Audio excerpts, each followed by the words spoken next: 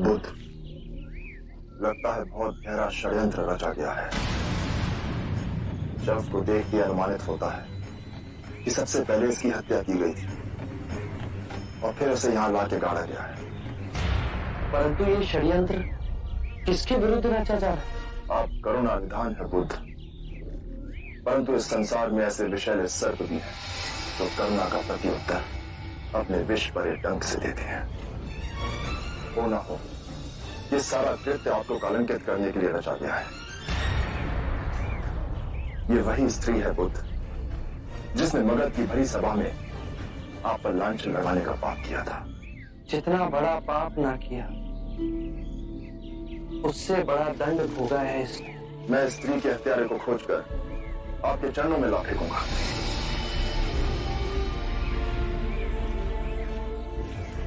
आनंद, इसके अंतिम संस्कार की व्यवस्था की जाए।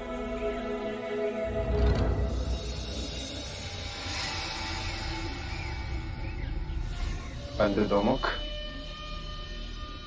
कल प्रातः तक ये बात पूरे गांव में फैल जानी चाहिए। अरे सुनिए सुनिए, क्या हुआ क्या हुआ?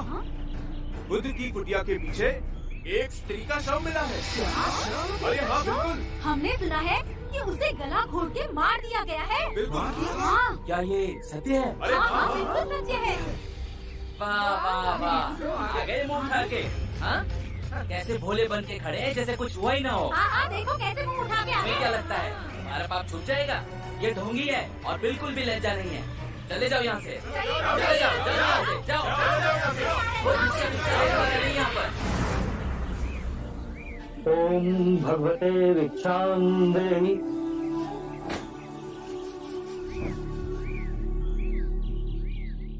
क्या ये सच है कि आपके संग में किसी स्त्री की हत्या करके उसका शव गाड़ दिया गया था और फिर वो शव बुद्ध की कुटिया के समीप पाया गया है? जाओ कोई और घर खोजो। किस मुंह से भिक्षा मांगने आए हैं आप? हम हत्यारों को भिक्षा नहीं देते हैं। जाओ यहाँ से।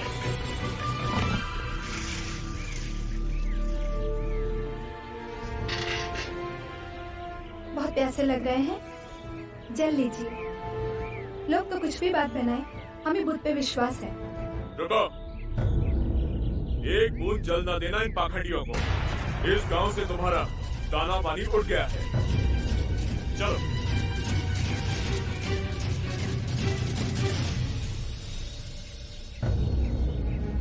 इनका स्वास्थ्य पहले ही ठीक था और जब से गांव वालों ने भिक्षुओं का बहिष्कार किया तब से इसके गले में अन्न का एक दाना नहीं उतरा। अगर इसी तरह से भूखा रहा तो इसके प्राण निकल जाएंगे। वो अज्ञानी है जो आप पर ऐसे लांछन लगा रहे हैं। क्षमा कर दो, मैं स्वयं जाकर तुम्हारे लिए अन्न का प्रबंध करूंगा। कैसे विश्वास दिलाएं गांव वालों को कि उस स्त्री की हत्या में हमारे संघ का कोई हाथ नहीं। परंतु गांव वाले भी हमसे घृणा करते हैं बुद्ध। घृणा का उत्तर घृणा से देना कभी सार्थक नहीं हुआ। घृणा प्रेम से मिटती है और यही शाश्वत नियम है। परंतु इस असत्य को सत्य मानने लगे हैं लोग। 3 बातें कभी अंधकार में नहीं छिपती: सूर्य, चंद्रमा और सत्य। बिना अन्न के हम जीवित रह सकते हैं, परंतु बिना जल के आप सबके लिए ये दिन कठिन और विषम होगा। परंतु योग साधना में इसका एक मार्ग है। अपनी जिह्वा को गोल बना बाहर निकालिए और मुख से श्वास लीजिए। प्यास नहीं सताएगी।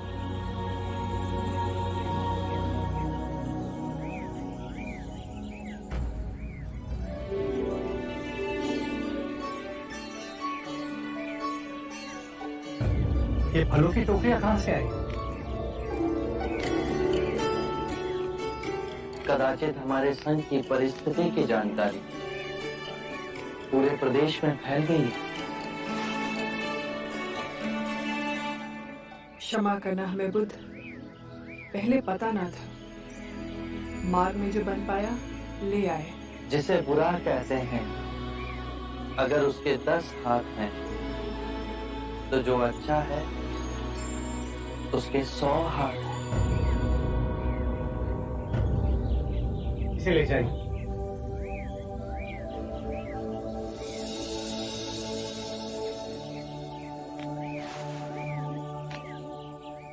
तुम्हारा यहाँ आना अकस्मात नहीं जीवक। जब बचपन में आपसे मिले तो आपकी छवि अमित छाप मेरे मन में छोड़ गई। तक्षशिला में पढ़ वैद्य की शिक्षा प्राप्त की है जीवक ने। इतने वर्षों से मन में आपकी ही धुन रही। आपके चरणों में अपनी विद्या समर्पित करने आ ही रहे थे, ये दुखद समाचार हमें मिला। हमसे जो बन पाया ले आए। आभार तुम्हारा, पर अपने जीवन की सबसे अनमोल निधि जीवक को तुम स्वयं ले आई। ये शुभ है। एक माँ अपने पुत्र को ऐश्वर्य का मार्ग छोड़ संन्यास के मार्ग पर स्वेच्छा से लाए।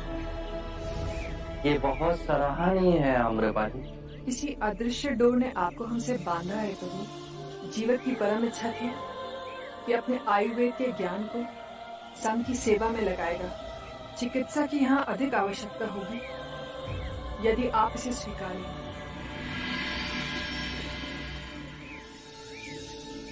हमारा एक भिक्षु अंदर ज्वर से तप रहा है। कहाँ? आइए, मैं आपको ले चलूं।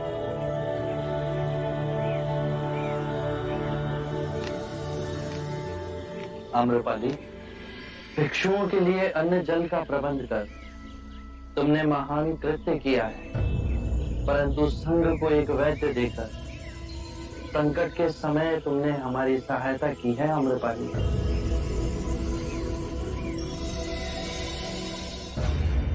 आपको विश्वास है कि मानविका के घर से हमें उसकी हत्या का कोई प्रमाण मिल सकता है? बुरे कृत्य हमेशा अपने पदचिन्ह छोड़ के ही जाते हैं। ढूंढो।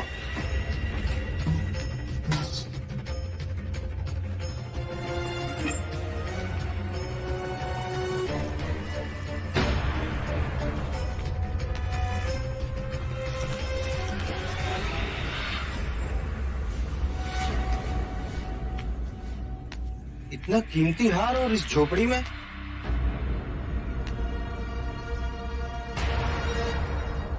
ये तो किसी पुरुष का हार है।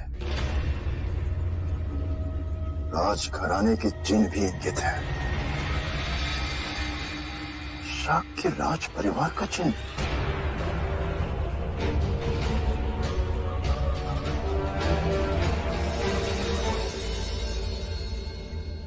ये हार हमें मानविका के घर से मिला। इस पर शाक्य देश का चिन्ह देख कुछ समझ नहीं आया हमें। सोचा तुरंत आपके पास ले आऊं। ये देख के तो लगता है कि मानविका का संबंध शाक्य देश के किसी राजस्वी व्यक्ति से था। हो ना हो, वो व्यक्ति आपको कलंकित करने की चेष्टा कर रहा है। मुनिवर, आपके अनेक भिक्षु स्वयं शाक्य राजकुमार हैं। क्या उनमें से किसी को इस हार के संबंध में कुछ पता है? आभूषणों का परित्याग किए मुझे असंख्य वर्ष हो गए। मुझे इनकी पहचान भी नहीं। मेरे संघ में कोई भी आभूषण नहीं पहनता।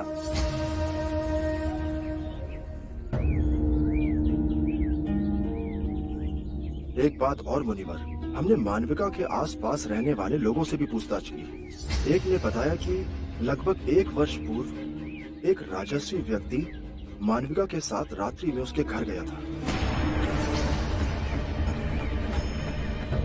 बुद्ध, ये बात और स्पष्ट कर देती है कि ये सारा कृत्य रचा गया है आपको और भिक्षुओं को कलंकित करने के लिए। इस दुखदपूर्ण घटना से आपका कोई संबंध नहीं है।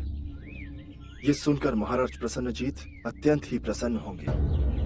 मैं कल से ही आसपास के सारे गांव में ढोल पिटवाते हुए संदेश भिजवाऊंगा कि बुद्ध और उनके सारे भिक्षु निर्दोष हैं। आपके संघ को लेकर लोगों ने जिस प्रकार का विष उगलना शुरू कर दिया है, अब उसे समाप्त होना चाहिए।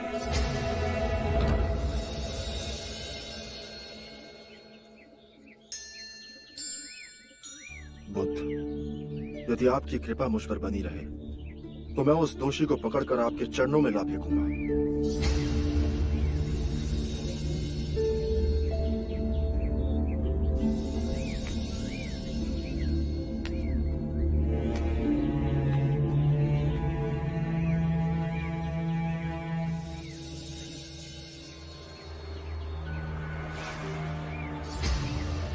बुद्ध, 1 वर्ष पहले हमारे संघ में शाक्य कुंज से दीक्षा लेने वाला तो एक ही व्यक्ति है, देवदत्त।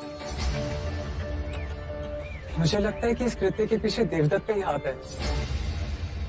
क्या तुम्हारे पास कोई प्रमाण है कि ये कार्य देवदत्त ने किया है?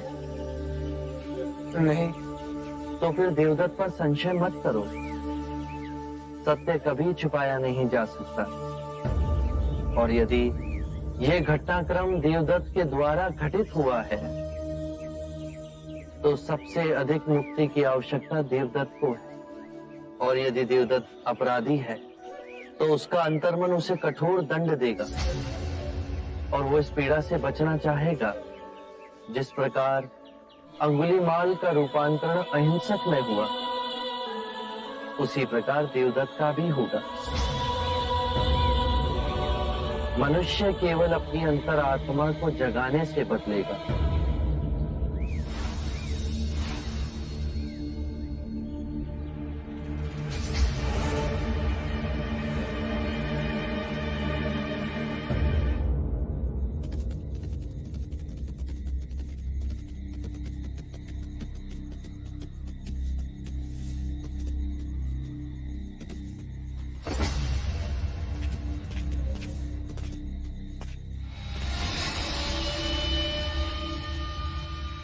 महाराज, सबके सामने मिलना उचित न था। तुम्हारा संदेश पाकर मैं समझ गया था। संघ का क्या समाचार है देवदत्त? मेरी माँ कहा करती है मित्र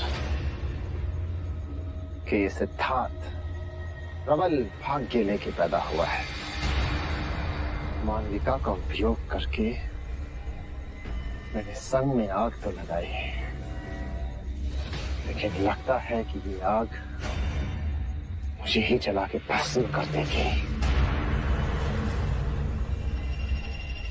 तुमने भी तो सोनदंड को मारा बनाकर मात खाई है हमने समस्त मगध के सामने, किंतु हार नहीं मानी। प्रयास जारी है हमारा, जाल फैलाते रहेंगे। कभी ना कभी तो हमारे जाल में अवश्य फंसेगा। बुद्ध। मित्र,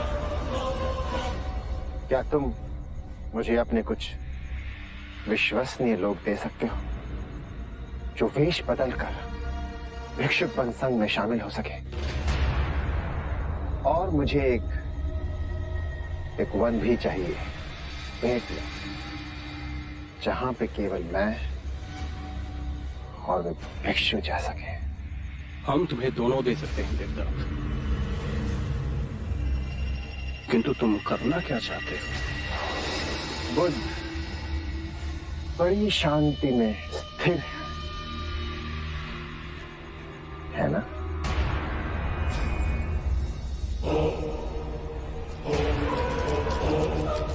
जब संग में आग लगेगी और चारों ओर से बुद्ध को घेर लेगी, तब देखते हैं कि शांति कैसे स्थिर रहती है।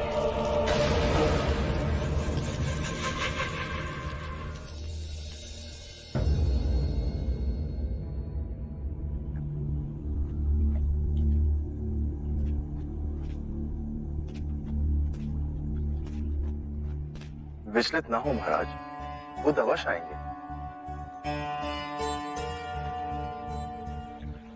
बुद्ध के पावन हाथों से यदि ये विधि होगी तो धन्य हो जाएंगे हम। महाराज, बुद्ध आ गए।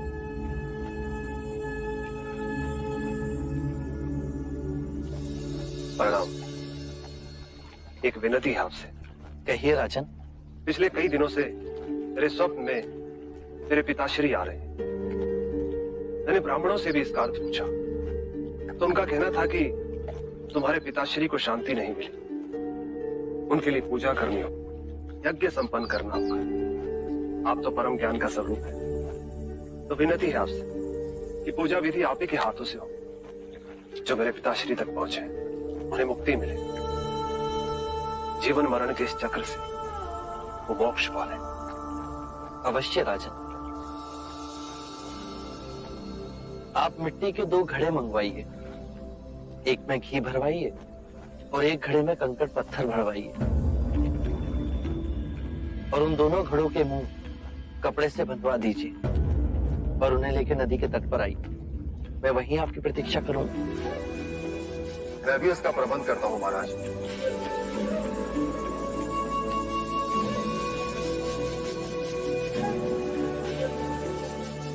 महाराज, अब आप इन दोनों घड़ों को पानी में डाल दीजिए।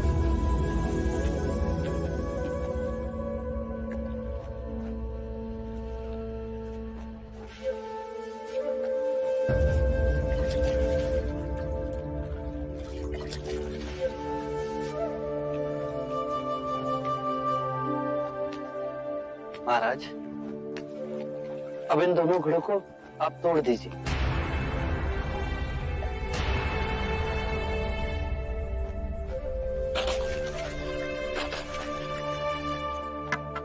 महाराज, अब आप ध्यान से देखिए, घी ऊपर उठ पानी पर तैरने लगा।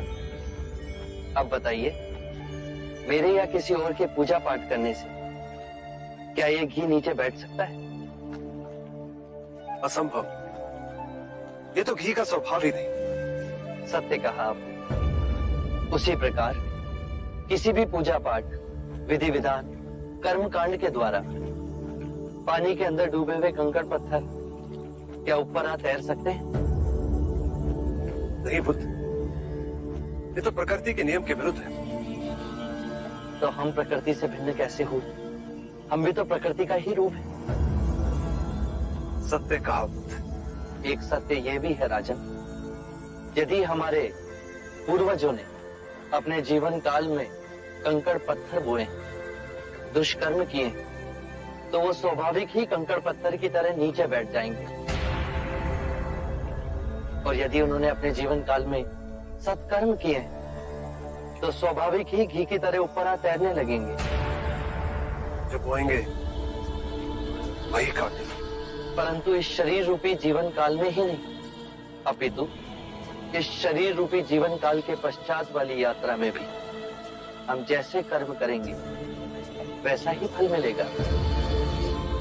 अब बताइए, इस प्रकृति के नियम को कोई पूजा पाठ, कर्म कांड, विधि विधान, यज्ञ हवन मिटा सकता है? राजन, मैं भी इसको नहीं बदल सकता। केवल अच्छे कर्म ही मनुष्य की मुक्ति का द्वार खोलेंगे। ये कैसी तलवार है आपके हाथ में, जो एक क्षण में सारे झूठ काट केवल ज्ञान को प्रकाशित करती है? ना जाने कितने जन्मों और भटकता में यदि आपकी कृपा ना होती, इस एक क्षण में आपने अपनी अदृश्य तलवार से मेरे अहंकार का सर भी काट दिया। धन्य है प्रभु।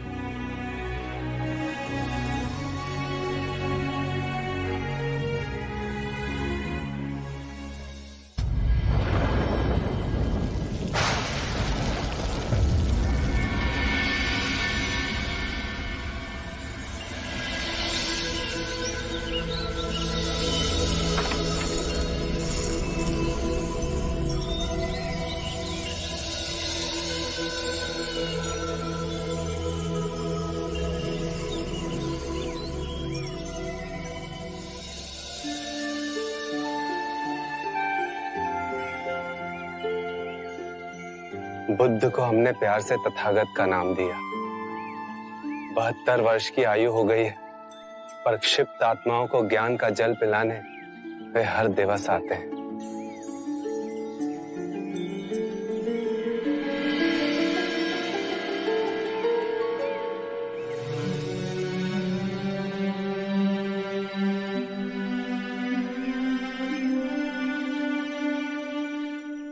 कितनी ही ऋतुएं आई और गईं, कितनी ही बार इस धरती ने करवट बदली, कितने ही राजा और महाराजा आए और चले गए, किंतु हम कितने भाग्यवान हैं कि बुद्ध के उपदेश हमें आज भी इन परिवर्तनों में शांत और स्थिर रखते हैं।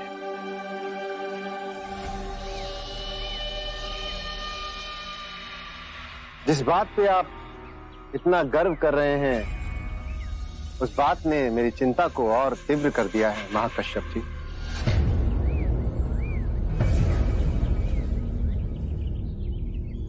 मैं आपसे अपनी और अपने जैसे कई और भिक्षुओं की ओर से एक प्रार्थना करना चाहता हूं। बुद्ध, हम सबका यह मानना है कि संघ की ये प्रतिदिन की समस्याओं को सुलझाने के कारण आपकी साधना बाधित हो रही है। साधना की नई पद्धतियां, नए मार्ग को खोजने में बड़ी कठिनाई हो रही है। और वैसे भी पिछले कुछ वर्षों में जो घटनाएं घटी हैं, संघ में उभरे मतभेद, स्त्रियों का संघ में प्रवेश, मानविका की घटना, इन सब ने कहीं ना कहीं आपको बड़ा कष्ट पहुंचाया है, बड़ा दुख हुआ है आपको इनसे। और वैसे भी पिछले कुछ माह से आपका स्वास्थ्य अब पहले जैसा नहीं रहा। आप जो कहना चाहते हैं, आप उस पे आएं। अवश्य। मैं केवल ये कहना चाहता हूं कि बुद्ध को अब विश्राम की आवश्यकता है। इन्हें अपना शेष जीवन शांतिपूर्ण तरीके से जीना चाहिए। कि संघ की प्रतिदिन की कलह से आप इन्हें अब मुक्त करें। आप अपना मत बताइए देवदत्त। बुद्ध के विषय में कृपया अपने अनुमान मत लगाइए। बुद्ध, मेरा यह मानना है कि आपको संघ के संचालन में अब कष्ट होने लगा है। आप स्वयं को अब इस कार्यभार से मुक्त करें। निवृत्त हो।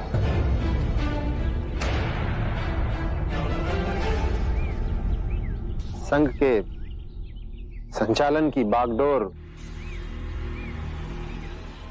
अब मैं अपने हाथों में लेने के लिए तैयार हूं।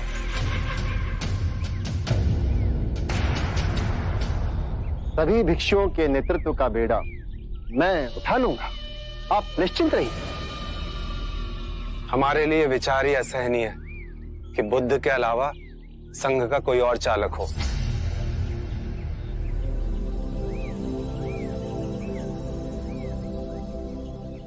देवदत्त, तुम्हारा बहुत बहुत आभार कि तुमने मेरे स्वास्थ्य की इतनी चिंता की। किंतु मैं आप सभी भिक्षुओं को आश्वासन देना चाहता हूं कि मैं पूर्ण स्वस्थ हूं और संघ के कार्यभार को संभालने में मुझे कोई अड़चन नहीं।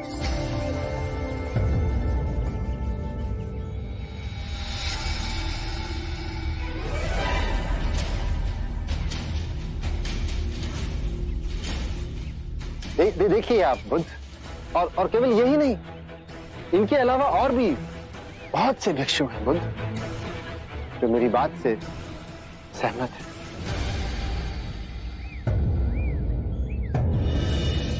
हे बुद्ध, मेरी आपसे याचना है कि आप संघ का संचालन अब मुझे करने दें और स्वयं अवकाश ले लें। देवदत्त, तुमने अपनी बात कही, अब मैं अपनी बात कहूं। आप सभी अपना आसन ग्रहण करें।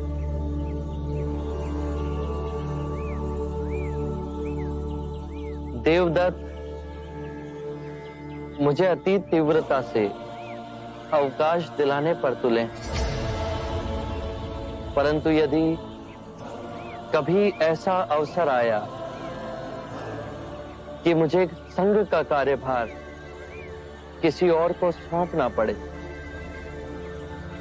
तो देवदत्त से अधिक योग्य, परिपक्व, कुशल भिक्षु इस संघ में हैं, जो देवदत्त से कहीं अधिक कुशल और गुणी हैं। मैंने आज तक मोगलाना, सरिपुत्र और महाकश्यप जैसे महान भिक्षुओं को संघ का नेतृत्व करने का अधिकार नहीं सौंपा। तो देवदत्त, मैं तुमसे संघ को चलाने का अनुरोध कैसे कर सकता हूं? और जहां तक प्रश्न सामर्थ्य का है, तो तुम में अभी संघ को चलाने का सामर्थ्य नहीं।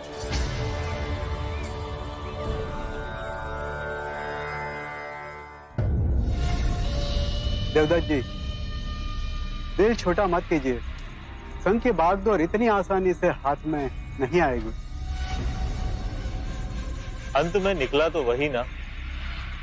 बुद्ध भी सामान्य मनुष्य की भांति सत्ता के लालची ही निकले।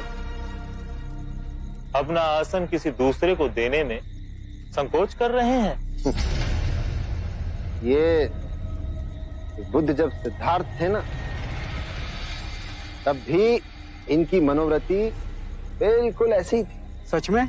और क्या, तब भी हर बात पे ये प्रतिद्वंद करने की इनकी महान प्रवृत्ति है, ऐसी ही थी। जैसे मेरी हर बात का विरोध करने के लिए महान पुरुष धरती पर अवतरित हुए। लोग कहते हैं कि सिद्धार्थ बुद्ध हो गए। आश्चर्य। लक्षण तो आज भी वही है, वही के वही सिद्धार्थ के। ये तब भी मेरा शत्रु था, ये आज भी मेरा शत्रु ही है। लेकिन अब इसकी मनमानी चलने नहीं दूंगा, नहीं चलने दूंगा। बुद्ध, तेरी मनमानी। आरंभ हो गई निर्वाण प्रथा, सुनो सुनो ये बुद्ध कथा। आत्ममुक्ति के 3 चरण हैं: शीलाचार, ध्यान और ज्ञान। शीलों का आचरण करने से ध्यान साधना बढ़ती है। ध्यान साधना से ज्ञान का उदय होता है, जिससे शीलों का गहन आचरण संभव होता है। इससे हम लोभ, क्रोध और अज्ञान से मुक्त होकर आत्म मुक्ति, शांति और आनंद की प्राप्ति कर सकते हैं।